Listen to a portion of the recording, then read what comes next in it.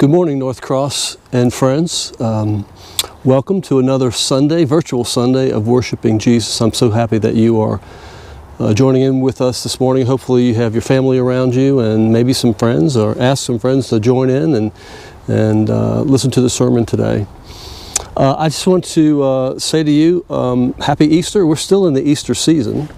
And so we celebrate the risen Christ and the rising Christ, like we spoke about last week. And so don't forget to look for him everywhere.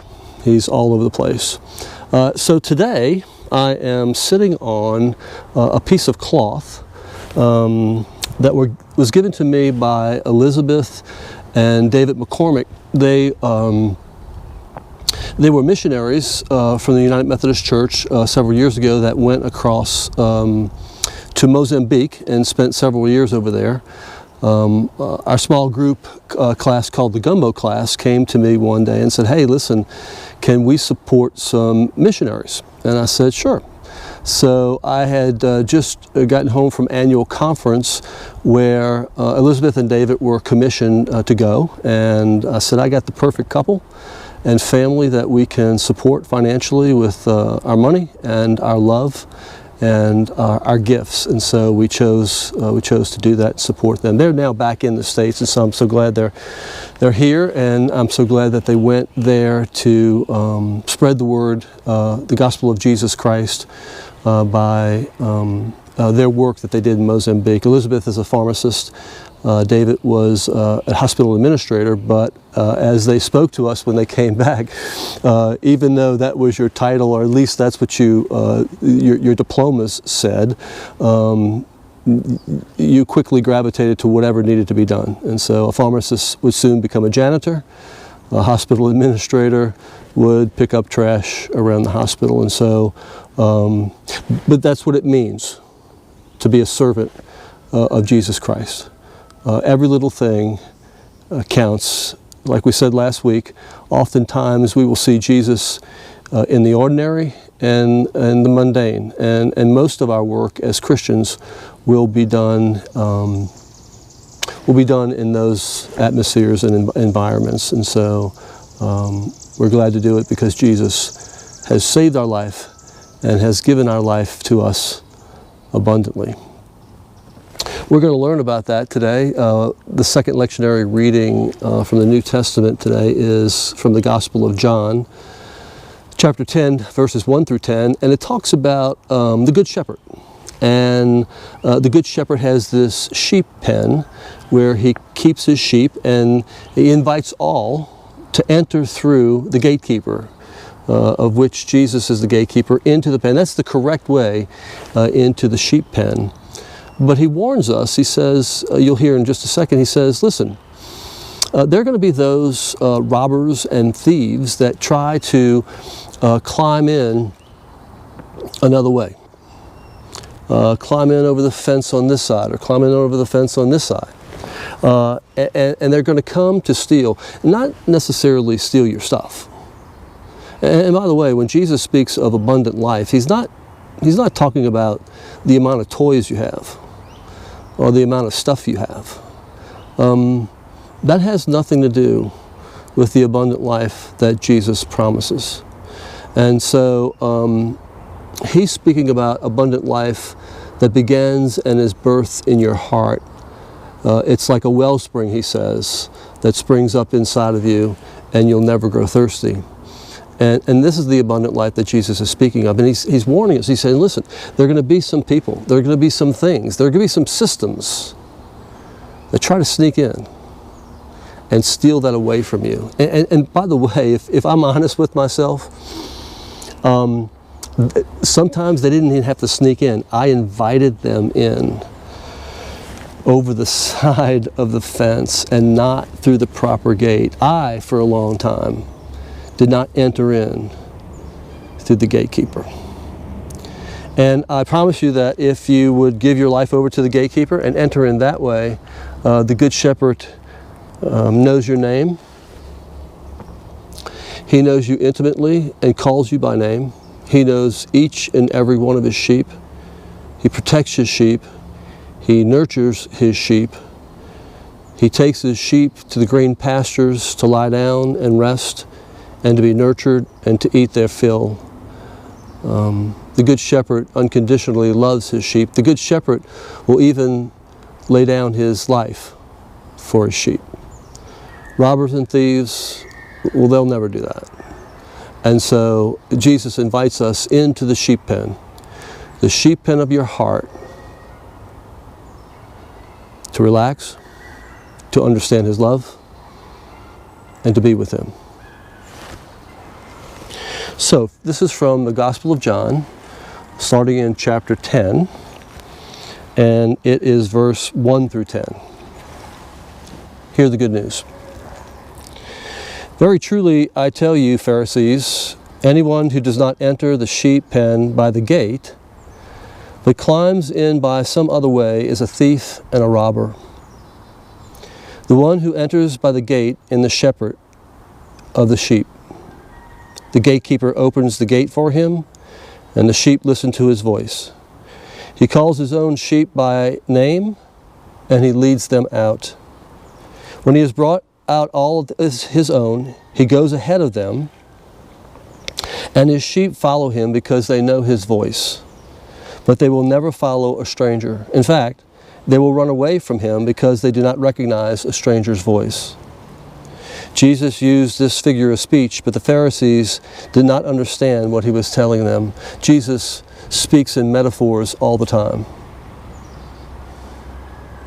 Therefore, Jesus said again, very truly I tell you, I am the gate for the sheep. All who have come before me are thieves and robbers, but the sheep have not listened to them. I am the gate. Whoever enters through me will be saved. They will come in and go out and find pasture. The thief comes only to steal and to kill and to destroy. I have come that they may have life and have it to the full. Have it abundantly. This is the word of God for the people of God. Thanks be to God. So, Paul and I had a chance to go to Africa as well, not as missionaries. We went over there to visit for about a week and a half, and we had the opportunity to go to a small village and visit this village where we met this man. His name was Chief Mpezi, and he was the leader or the chief of this village. And he took us on a tour around his village. And in fact, I'm going to show you a picture of Chief Mpezi.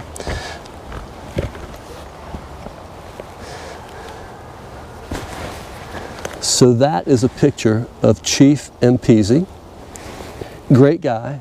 And you couldn't wipe this smile off of his face. I mean, wherever he went, all day long, when we were with him, he was smiling all day long. And he brought us over. He says, here, I have something to show you. And he brings us over to his sheep pen, where he keeps his sheep and his goats and his lambs. And with the proudest, most regal voice, he goes, this is my bank. I am a rich man. And to which we answer silently in our heart, no, you're not. But to him, he was rich because of his bank of sheep and goats that he loved. That was the first lesson I was going to learn this particular day, that when in my heart, I would say to him, no, that doesn't look like you're rich to me. That actually looks like you're poor to me. But yet he looks at me and says, no, Chris, you don't understand. I am a rich man. And I had to sit back and think about that for a second when we got back to our place where we were staying. What makes Mr. Mpezi so rich, and what makes me think he is so poor? And I've discovered what I've always known about me and us, I guess, over here in Western society, is that we have a lot of stuff. I mean, we are filled to the brim with toys and stuff. And yet sometimes we ache and we want more. We have to have the next big thing, and none of it, absolutely none of it, makes us happy. None of it satisfies us. I certainly traveled that path for a while in my life until I had this experience in Africa with Chief Mpezi. He's showing me his sheep, and he is a rich man. We had another conversation with him, and some of the people that I was with on this particular trip were talking about everybody walks everywhere. I mean, like, there's hardly any cars, but I mean, everybody's on the side of the streets just walking into town and walking out of town, carrying water from town back to their village. And we got on the subject of transportation. And Chief Mpezi looks at one of us, I don't remember who it was, but he looks at one of us and he says, "So, how do you guys get around so much?" He goes, "Well, you know, we have cars and stuff." And he understood we had cars. He said, "Well, how many cars do you have?" And one of the people that we were with, they answered him. He said, "Well, we have 4 cars. One for me, one for my wife, and one each for my 2 daughters." And Chief Mpezi looked at both of us with a very inquisitive look, and you could tell it was an honest questioning, and it came from the heart. He said, "Well, why do you have 4 cars? Why don't you just have like 1 car and then bring everybody where they want to go?"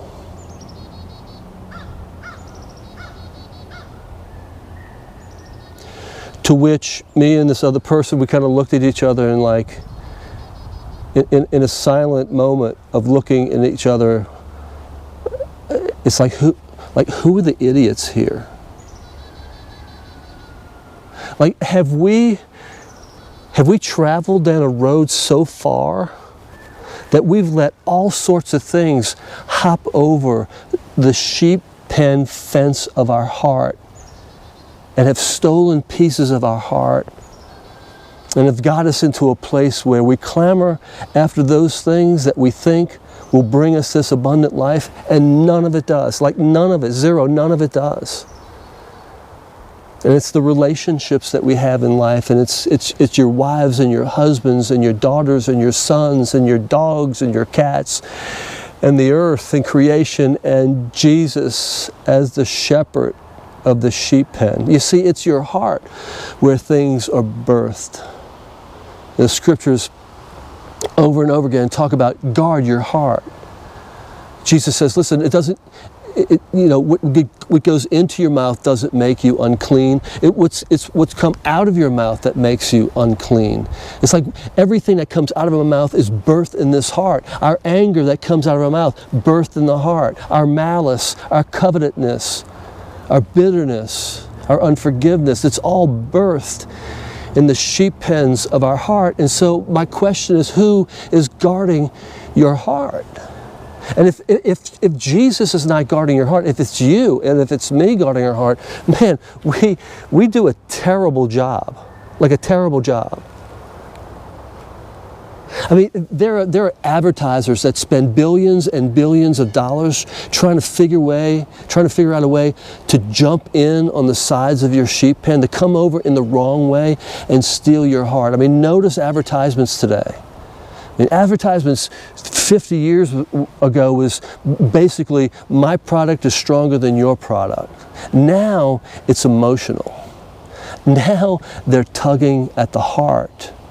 Because advertisers know they've already saturated the market with, my product is better than your product. Like, what's next? What's next is, I need you to have an emotional attachment to my product so I can separate you from your money. That you give me your money and I give you the product. And I promise you that you will feel fulfilled. And you get the product and you're happy for like a day or two, but it never really lasts. It just doesn't. It never does.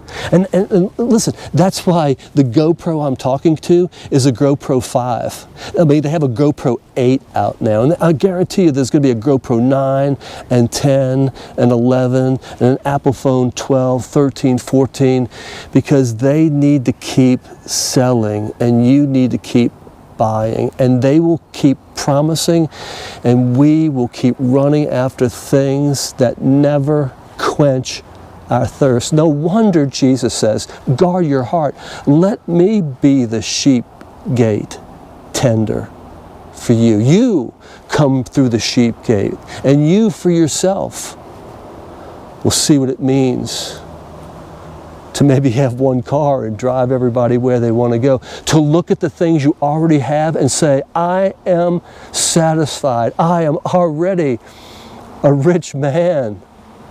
I don't need any more. And maybe we could start to work on this thing called shalom. This peace between you and God, this peace between you and creation, and this peace between you and humanity and other people.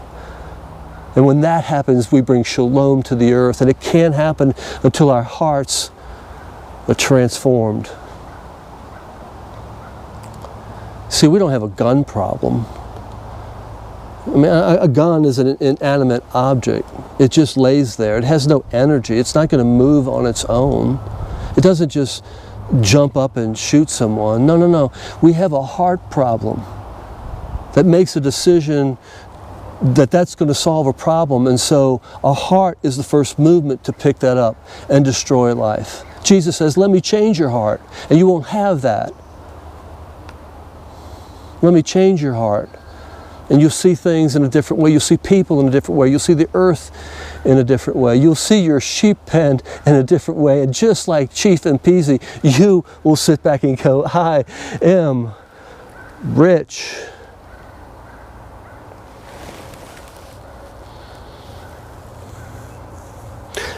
What does it take for that to happen? What does it take for you and I to make a decision that this is the end of the way I used to do things? And boy, we have a great big opportunity right now. I mean, everything has been really shut off. And they're starting to open things back up, and it kind of scares me a little bit. I was riding to the church a couple of days ago, and there's this place on the road where it merges. And I had to merge in to the left lane, and I'm on the side of this guy, and he like floors it, and he speeds up to beat me. And I just hang back, and I merge in behind him, and I'm sitting there, and I'm looking at him, and I'm like, oh, that is so 5 weeks ago. Like, dude, man, you haven't learned a lesson yet? I mean, we're still in competition with one another? Even on the road? When? So, why don't we covet together? Whoever's watching out there, right? Why don't we covet together to really sit with ourselves, like alone with yourself? I know that's scary. And figure out what you're not going to go back to. Figure out those things that have to die in your life. Figure out what causes you to go up to the sheep gate tender and say, hey, I want in, and I want in through you. Are you tired? Like, are you just tired of it all? Are you tired of the race and the competition? Are you tired of buying stuff after stuff after stuff and thinking you have to buy more stuff so you can be happy? Are you tired of that race as well? Jesus has a whole nother way. He has a whole nother way. And he knows his sheep, and he knows them by name, and he knows where the best pastures are, and he knows where the best food is that'll last forever. You want abundant life? Like, you really want abundant life? Then Jesus is the only way. He's the gatekeeper. Come through the gate today. So I'll end with a story from Chief and Peasy. First, let me show you a couple of pictures of his house and where he lives. So here's his sheep pen. This is his living room. I believe this is his wife sitting on the ground with a newborn baby. And in the middle of the room is a fire pit, and the room's filled with smoke. And that's their living room on a dirt floor where they cook and they eat, and that's their kitchen.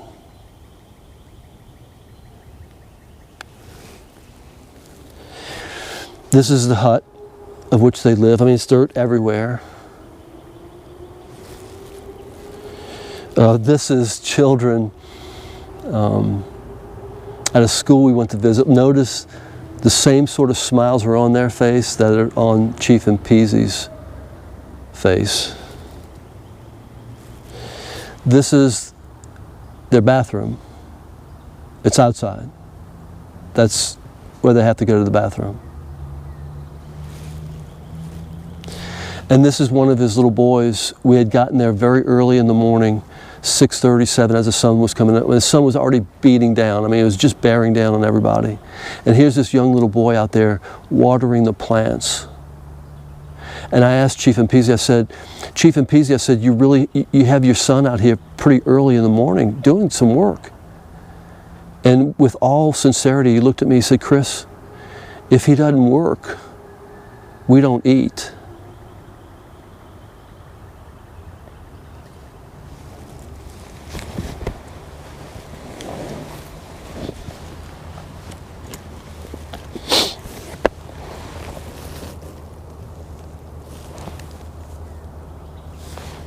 How far have we gone off track? So Chief Mpezi starts to tell us about all the plants and animals around his village.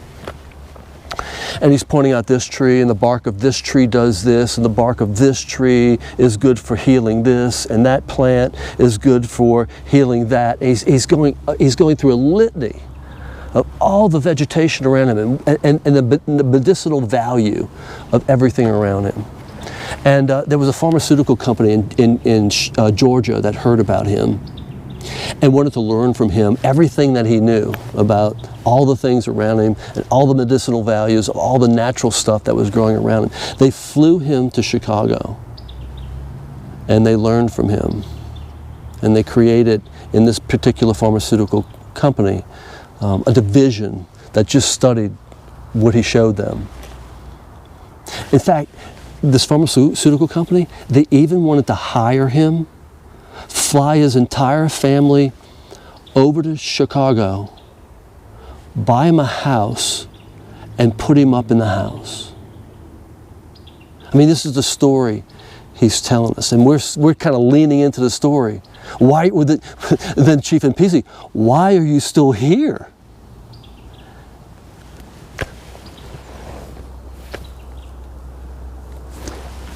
And he says, again,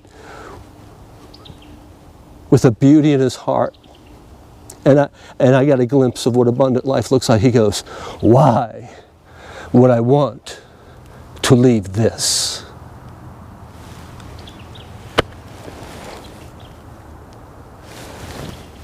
That is a glimpse of what it means to be content with what you got. Why would I want to leave a hut with dirt floors and a fireplace and outside restrooms and a boy who gets up at sunrise and helps me grow the food that we will eat and bless tonight? Why would I want to leave this?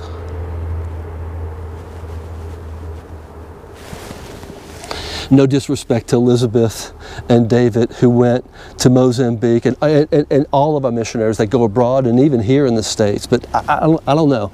I think instead of sending missionaries to Africa, maybe Africa ought to send missionaries here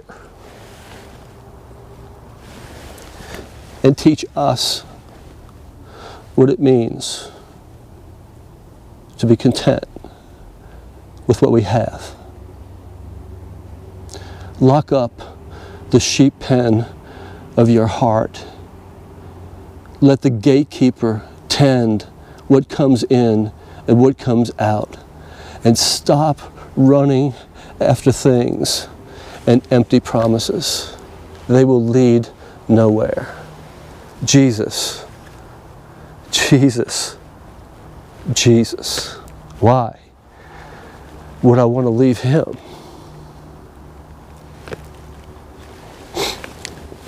Amen.